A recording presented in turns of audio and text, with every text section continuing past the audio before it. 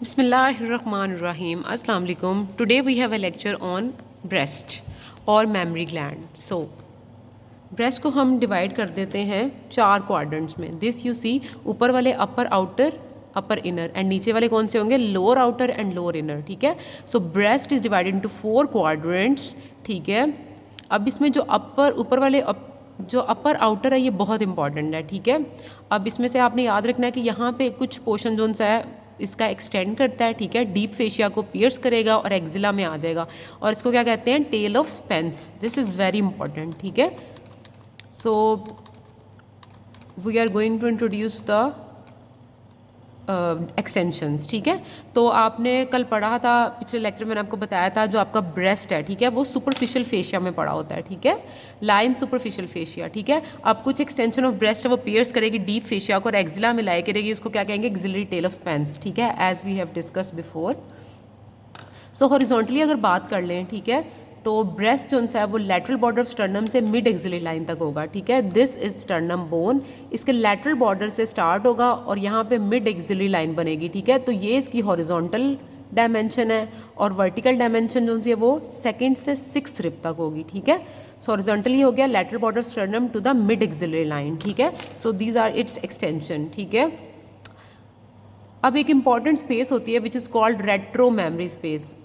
ठीक है. Superficial fascia और डीप फेशिया के दरमियान जो स्पेस बनती है, ठीक है, उसको क्या कहते हैं, retro mammary space.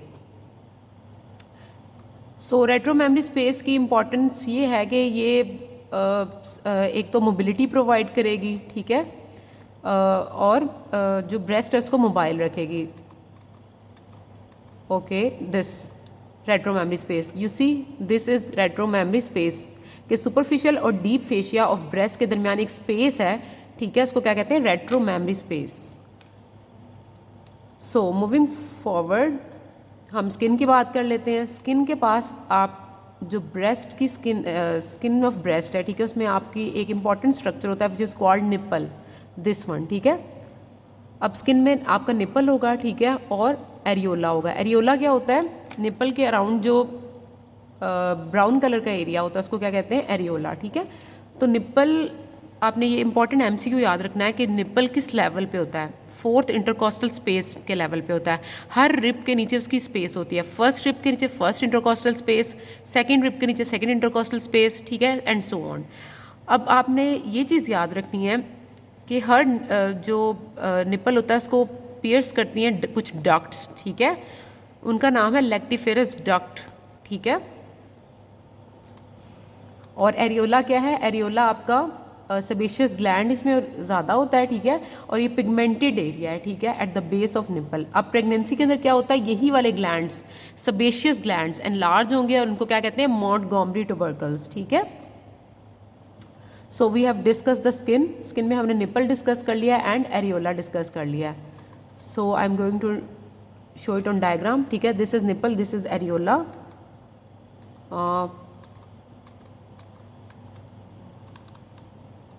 This is areola. ठीक है. This is skin. स्किन में ये आपका निप्पल है. ठीक है. और ये येलो पोर्शन जो है this is areola, sorry brown portion this is areola, और ये सारा आपका फैट दिखाया हुआ है. ठीक है. And this is axillary tail of breast. Axilla is basically the armpit. So further हम बात कर लेते हैं स्ट्रोमा की. ठीक है. So stroma and parenchyma. So main function of stroma is to produce the, stroma एक फाइब्रस टिश्यू है. ठीक है. और ये क्या करता है, फ्रेमवर्क प्रोवाइड करेगा. ठीक है. लेकिन जो पैरेन्काइमा है वो फंक्शनल पार्ट है. ठीक है. वो मिल्क प्रोड्यूस करेगा. ठीक है. तो स्ट्रोमा के पास रिच फैट होगा. ठीक है. सबक्यूटेनियस फैट होगा. ठीक है. और एक लिगामेंट ऑफ कूपर बनता है. ठीक है. जो फाइब्रस स्ट्रोमा है ये क्या बनाता है, कुछ सस्पेंसरी लिगामेंट्स बनाते हैं. ठीक है. और वो उनका फंक्शन ये क्या है कि ये एंकर करेगा स्किन को टू द पेक्टोरल फेशिया. सो अब पैरेन्काइमा की बात कर लेते हैं. पैरेन्काइमा में आपके पास एल्वुलाई होंगे. ठीक है. मीन्स लोब्स होंगे. लोब्स के पास, हर लोब के पास फिर फर्दर एल्वुलाई होंगे. 15 to 20 लोब्स हैं. ठीक है. पैरेन्काइमा में. ठीक है. अब हर लोब में क्या है, एल्वुलाई है. एल्वुलाई का फंक्शन क्या है, मिल्क प्रोड्यूस होना है पैरेन्काइमा ने. ठीक है.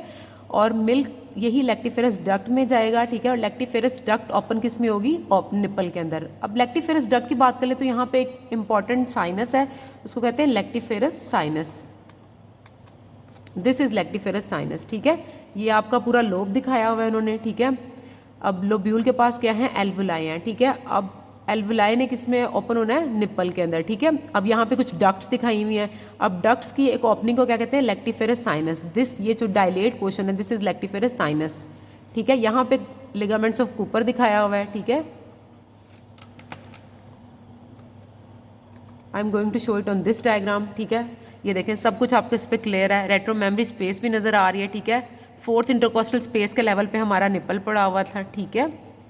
यहाँ पर डिफरेंट लोब्स दिखाए हुए हैं, लोब्स को फर्दर लोब्यूल्स में डिवाइड किया हुआ है, ठीक है। फिर लेक्टिफेरस डक्ट है, लेक्टिफेरस डक्ट ने ओपन होना है निप्पल पे, ठीक है। एक डायलेशन दिखाई हुई है, lactiferous sinus. So this is all about the memory gland, ठीक है, ब्रेस्ट। सो फर्दर हम इसकी वेस्कुलेचर की बात कर लेते हैं। तो वेस्कुलेचर में आपने याद रखना है intercostal nerves and intercostal arteries, ठीक है। तो नर्व सप्लाई में कौन सी आ जाती है? इंटरकोस्टल नर्व्स की, जो हमने लास्ट लेक्चर में पढ़ी थी, लैटरल एंड क्यूटेनियस ब्रांचेस, ठीक है। लेकिन आपने लेवल याद रखना है 4 to 6 intercostal nerves, okay. Blood supply की बात कर लें तो ब्लड सप्लाई का कोई निमोनिक बना लेते हैं हम, ठीक है, एज स्लिप बना लेते हैं, ठीक है। तो एस से हो गया आपके पास सुपीरियर थोरेसिक, ठीक है। एल से हो गया लैटरल थोरेसिक, आई से हो गया इंटरनल थोरेसिक, एंड पी से क्या हो गया? पोस्टीरियर इंटरकोस्टल, ठीक है। एक्रोमियोथोरेसिक रह गया, ठीक है। तो ए स्लिप बना लें या स्लिप ए बना लें, ठीक है। सो फर्दर इंटरनल थोरेसिक की बात कर लें तो ये ब्रांच है हमारी सब क्लेवियन आर्टरी की। बाकी ये जो हमने बनाए निमोनिक एस एल ए, ठीक है, ये किसकी ब्रांचेज है? एक्सिलरी आर्टरी की। Axillary artery is the main artery of axilla, ठीक है। और इसके अंदर 3 ब्रांचेज आती हैं further, lateral thoracic, superior thoracic and acromiothoracic. We will cover it in detail इंशाल्लाह। So further posterior intercostal artery, ठीक है, जो किसकी ब्रांच है? डिसेंडिंग एओर्टा की, okay. We have done the nerve supply, blood supply. अब हम वीनस ड्रेनेज की बात कर लेते हैं। तो वीनस ड्रेनेज में एक आपका सुपरफिशियल है और एक क्या आ जाता है? डीप आ जाता है। अब जो सुपरफिशियल वाला है उसने किस में ड्रेन करना है? इंटरनल थोरेसिक में, ठीक है। और जो डीप लिम्फेटिक है उसने किस में जाना है? Internal thoracic, axillary and posterior intercostal veins में, ठीक है। So further moving, we have discuss it before. इसका इंपॉर्टेंट रोल है मेटास्टेसिस में, ठीक है। So I am going to introduce some group of axillary lymph nodes. सो lymph nodes are basically the collection of WBCs, ठीक है, and it provide immunity. Lymphatic का ये फंक्शन है, इम्यूनिटी प्रोवाइड करते हैं, ठीक है। इसमें लिम्फ नोड की एग्रीगेशन होती है, मल्टीपल WBCs एग्रीगेट होते हैं। सो फर्दर 75% जो सा ड्रेनेज ऑफ ब्रेस्ट है वो कौन करेगा? एक्सिलरी लिम्फ नोड, ठीक है। 70% जो ड्रेनेज ऑफ ब्रेस्ट है वो किससे होगी? एक्सिलरी लिम्फ नोड में, ठीक है। 20% किससे होगी? इंटरनल मेमोरी, या फिर इनका दूसरा नाम है parasternal group of lymph nodes, and others में आपके 5% आ जाते हैं। सो मेन इंपॉर्टेंट रोल किसका हो गया? एक्सिलरी लिम्फ नोड का। अब एक्सिलरी लिम्फ नोड में देख ले 5 ग्रुप्स हैं, anterior, posterior, lateral, central and apical. I am going to show it on diagram.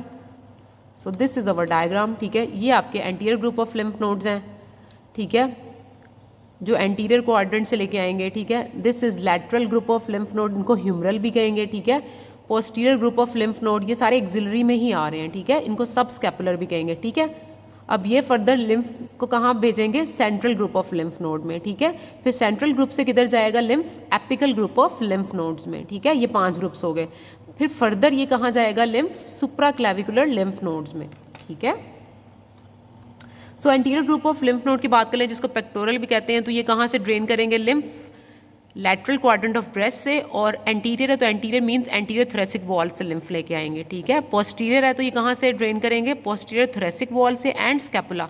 Scapula हमने पढ़ा था पीछे वाली साइड पे है, ठीक है। फिर लैटरल की ग्रुप की बात कर लें तो लैटरल का दूसरा नाम है ह्यूमरल, तो ये ह्यूमरल अपर लिम्ब वाली साइड से लिम्फ नोड को लेके आएंगे, ठीक है। नेक्स्ट जो सेंट्रल है ये क्या करेंगे? ये रिसीव करेंगे lymph from all the 3 groups, anterior, posterior and lateral. इन तीनों ने किस में एंटर होना है? लिम्फ नोड्स ने फर्दर सेंट्रल में, ठीक है। और सेंट्रल के फर्दर फिर आगे ये किस में ओपन होंगे? Apical group of lymph nodes. You see this, ठीक है।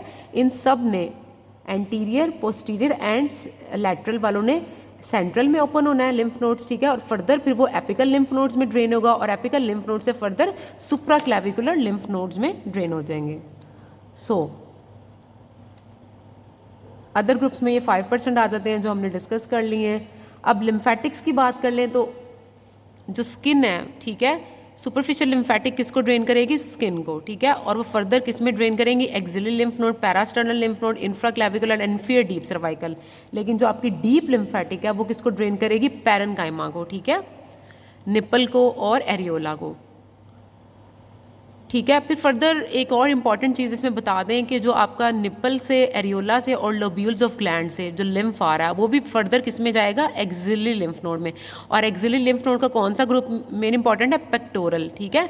यहाँ पे एक लिम्फेटिक प्लेक्सस बनता है, ठीक है, निपल एरियोला के नीचे एक प्लेक्सस बनता है जिसको कहते हैं सब areolar lymphatic plexus of sappy. अब यहाँ से लिम्फेटिक भी किस में जाएगा? Pectoral group of lymph nodes में, जो फर्दर किसकी टाइप है? एक्सिलरी लिम्फ नोड में। सो फर्दर हम बात कर लें, ठीक है, दिस इज द समरी, ठीक है। Superficial lymphatic we have done the nerve supply, we have done the vasculature, we have done. Now this is summary, ठीक है, कि आपका जो सुपरफिशियल लिम्फेटिक वो स्किन को ड्रेन करेगा और जो डीप लिम्फेटिक है वो किसको ड्रेन करेगा? nipple areola, we have discussed before. Baki outer coordinates. So students, this is all about the breast, its vasculature. I hope you understand the lecture and please recommend my channel. I am doing my efforts to make anatomy easy. Okay, good luck. Allah Hafiz.